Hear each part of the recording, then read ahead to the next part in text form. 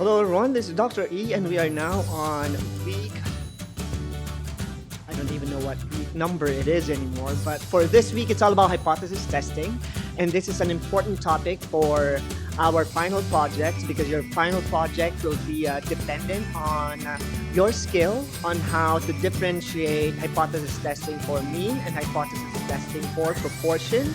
So you will start to understand how you're going to be collecting your data set, just like what you did on the midterm test.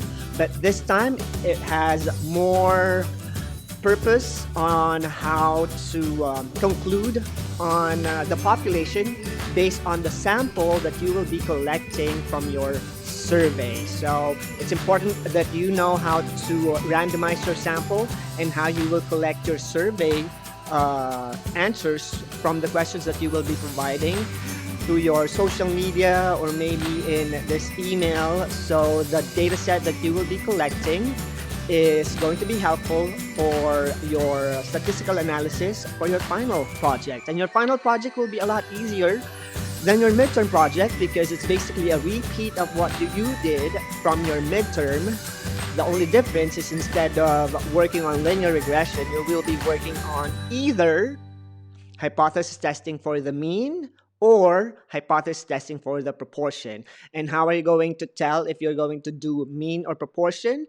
If your data set or the collected data that you will be using will be categorical, you will be working on proportion. And if it's quantitative, it will be for the mean. So example of quantitative data would be, let's say, you're trying to tell the difference between the height of students in Chapman and students in Fullerton.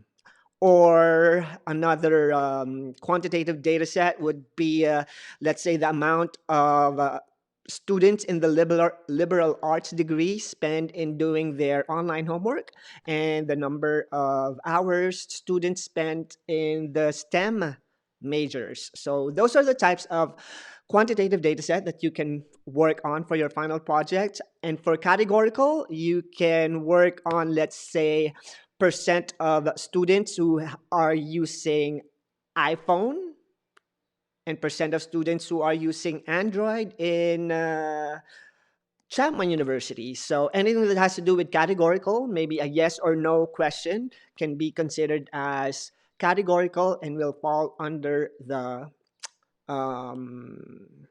test for proportion. And speaking of test for proportion and for the mean, so this will be our this week's, I hope it's this one here. So this is going to be our videos for this week. It's all on the type 2 or type 1 and type 2 errors on hypothesis testing, which you will include in your final project. So you need to understand the difference between the two of them. You also need to work on hypothesis testing for the mean and hypothesis testing for proportion.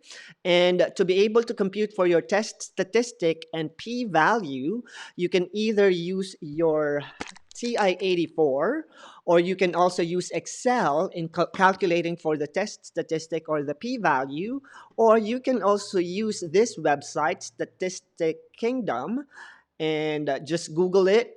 I will provide the link in the announcement. So this can also help you calculate for your test statistic and your p-value with just a push of a button instead of typing everything into your calculator. So these are some of statistic hack that you can use in working with inferential statistics, hypothesis testing, and for the project that you are going to be working on for our finals week. So that's it for this week. And again, good job for those of you who are still keeping your A. I know that it's not that easy to keep an A in a statistics class, but more than half of you, actually 3/4 of you, are still keeping your A in this class, so keep it up.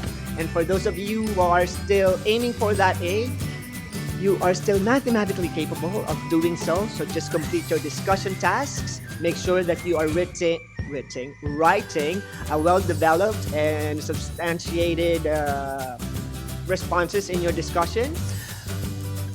Get an A in your Connect Math homework and quizzes, and you're set in getting your A for Math 203. This is Dr. E, and see you again next time.